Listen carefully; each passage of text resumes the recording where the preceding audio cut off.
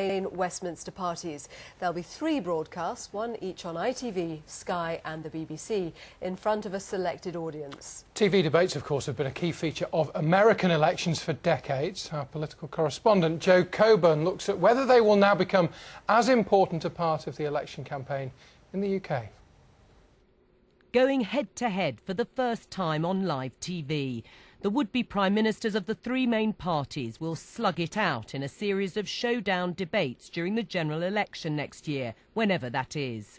I've been pushing for it for 2 years for this to happen. I've always believed in live television debates. I think they can help enliven our democracy.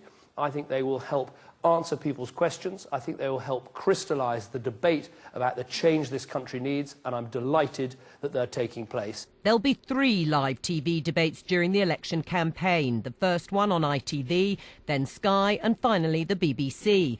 They'll be between 85 and 90 minutes long and held in front of a selected audience. This has been a truly terrible year for politicians in the wake of the expenses scandal, and people have lost so much trust in politics. So I think it's right that we try and do something different at the next general elections. Presidential-style debates are a big political gamble for any politician. Even the telegenic former Prime Minister Tony Blair stuck to traditional battle bus campaigning. So the pressure will be on his successor, Gordon Brown, who's generally less comfortable in front of the cameras. In America, TV debates have long been a firm fixture on the campaign schedule, with some memorable performances. In 1984, President Ronald Reagan turned the issue of his age to his advantage. I am not going to exploit, for political purposes, my opponent's youth and inexperience.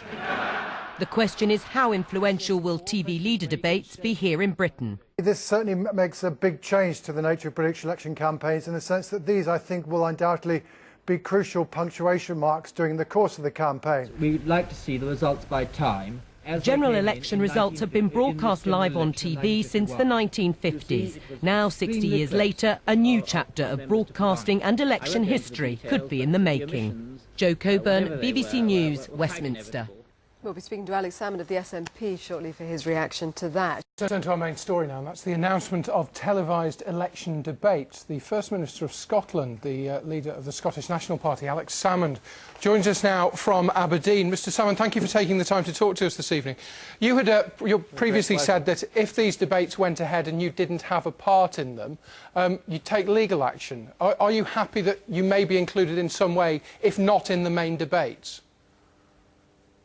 Well, we have to have an aspect in the main debate in the interests of natural justice. I mean, let's remember the SNP are not only the government of Scotland at the present moment, but the latest opinion poll 2 weeks ago for Scottish voting intentions for the general election had the SNP leading the field on 34%, 32% for Labour, 15% for the Conservatives, and only 12% for the Liberal Democrats. Therefore, it would be outrageous on any grounds if the SNP weren't part of the main structure of debate. So that's what we want to see. We want to see proposals to allow Scotland and the SNP to have a role in the main debate. As it appears at the moment, though, that isn't the plan, is it? There will be 3 debates between the 3 main party leaders, Gordon Brown, David Cameron and Nick Clegg, and the possibility of some subsidiary debates in the nations for yourselves and for Plaid Cymru to take part in Scotland and in Wales. That clearly is not satisfactory for you, then? Well, I don't think that's acceptable on democratic grounds. I mean, let me say there's nothing new in leaders' debates in Scotland. We've had them since 1992.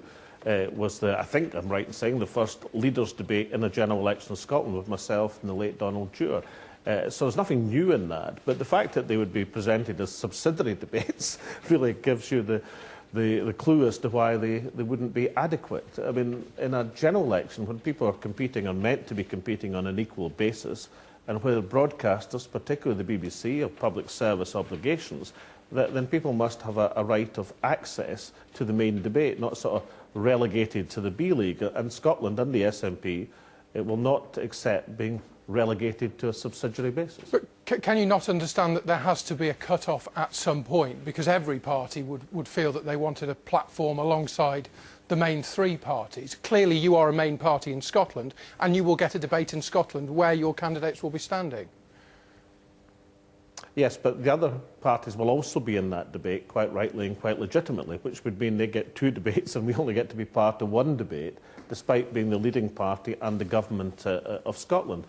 I would also argue, incidentally, it would be interesting for viewers across these islands to see the SNP point of view. I mean, if you take an issue like Trident nuclear submarines, for example, then Labour and Tory argue whether there should be 3 or 4 replacement Trident submarines at some ginormous cost in the River Clyde. The SNP would argue there should be no Trident submarines. So it would be a more interesting debate if we don't just have the Tweedledum, Tweedledee politics of the Labour and Conservative parties. So I think a lot of folk across these islands would like to see a different point of view. Now, we're prepared to be reasonable, we're prepared to be flexible, but we're not prepared to be ignored.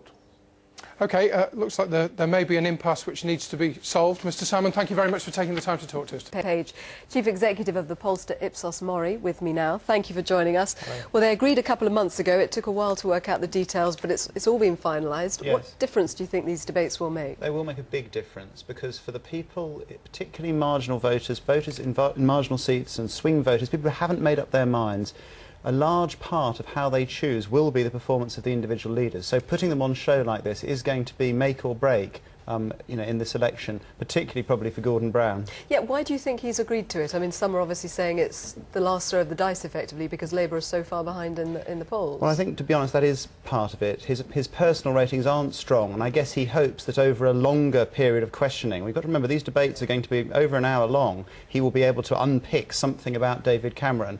But it probably is, as you say, the last roll of the dice.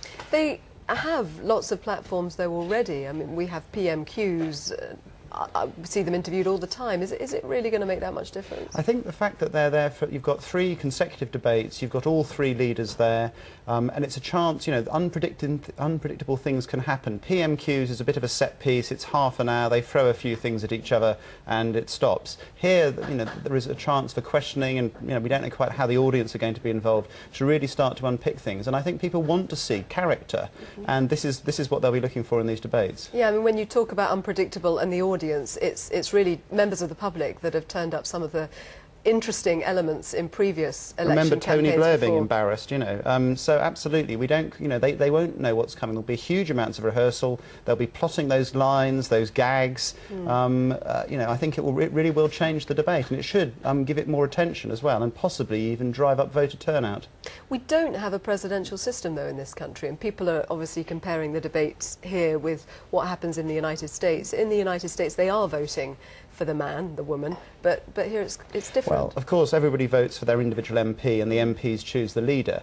But their performance as individual personalities will matter, because when we ask people who haven't made up their mind, and there's still a lot of people out there, one of the 3 things they're going to be choosing from, their sort of feelings about the parties, their feelings about the policy, and the feelings about the leader. And this is going to be a key way in which they're going to start to understand who they're really voting for, who they'll get if they vote Labour, Conservative or Lib Dem. And you mentioned turnout. Turnout has been quite woeful in some recent elections in recent years.